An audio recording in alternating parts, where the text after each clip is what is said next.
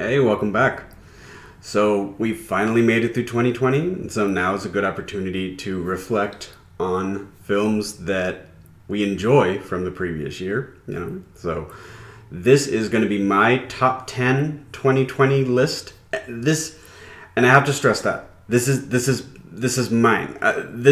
None of these films, except for maybe one or two, that's really because of the studios that back them, are really going to receive any high accolades. They may have received like some praise, but it's not necessarily something that is going to be like universal, or these are critics' top picks or anything like that.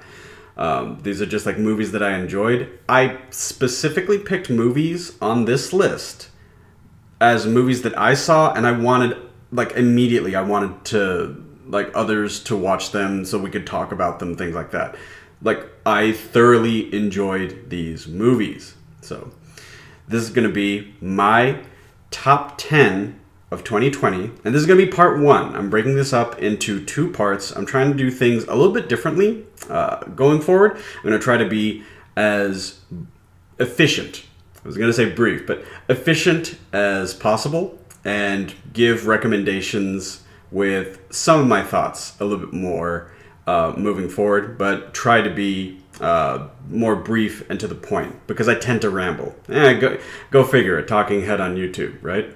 So this is going to be my top 10, starting from 10, moving into the halfway point. So top 10 2020 part 1, and we're first starting off with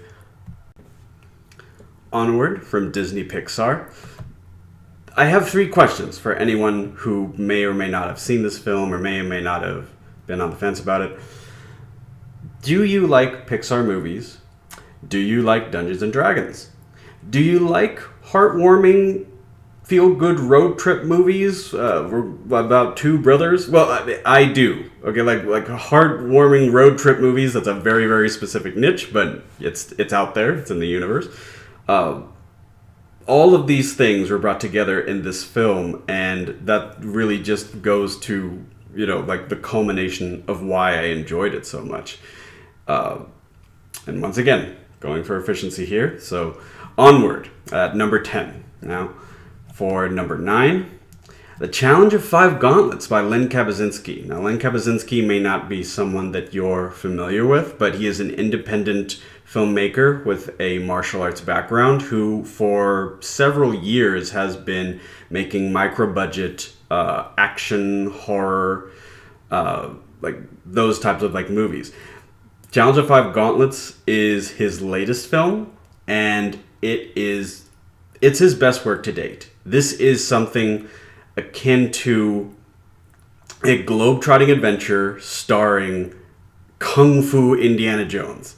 I'm not going to say anything like too much more about it, but I love this movie. Seek it out. Len Kabasinski, Challenge of Five Gauntlets. Number 9. At number 8, there's Gundala, directed by Joko Anwar, and I apologize if I mispronounced that. Now, Gundala. There are 2 things I'm almost guaranteed to enjoy: superhero flicks and martial arts action flicks. Gundala is the combination of these 2 things, like supercharged peanut butter and chocolate. It was everything that I expected it to be. It actually had a little bit of like a wink and a nod to the old kind of like Silver Age comic books. I don't know if the superhero Gundala is a bit more like developed. I don't know how much of a mythos or a lore they have in Indonesia, but superhero flick, yep. Anything out of Indonesia in the last like 5 years has just been spectacular, just wonderful. And so like I was genuinely excited to see this movie when I found out about it, and it did not disappoint. At number 8, Gundala. Number 7, Vampires vs. the Bronx. A film that came out, produced by Netflix, that I was surprised didn't get more attention. A lot of films try to capture that 1980s Spielberg adventure charm, and they fall flat. But this one, actually, it does have a sort of like fusion feel of Monster Squad, and The Goonies. It's just a really fun and a really interesting new take on vampires as the primary villain in Vampires versus the Bronx, you know. And I enjoyed it so much. I recommended it to my family watching it like this October, and everybody that I showed it to genuinely like enjoyed it. So yeah. So Vampires versus the Bronx at number 7, directed by Oz Rodriguez. And now finally, number 6. So The Old Guard, directed by Gina Prince-Bythewood.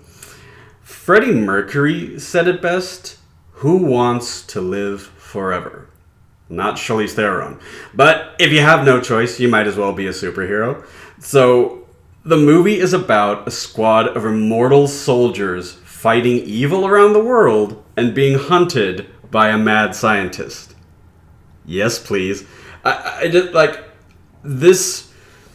This ticked a lot of boxes like for me, and I was surprised at how well developed the story was. The cast is varied, it's eclectic, it's vibrant, and surprisingly, the film overall is very sentimental. So the idea being is like, hey, you know, like immortality. You may think that that's like poses all of these advantages, which it's really just, well, someone once said life is suffering, and well, what happens when your life never ends? Well, okay, you can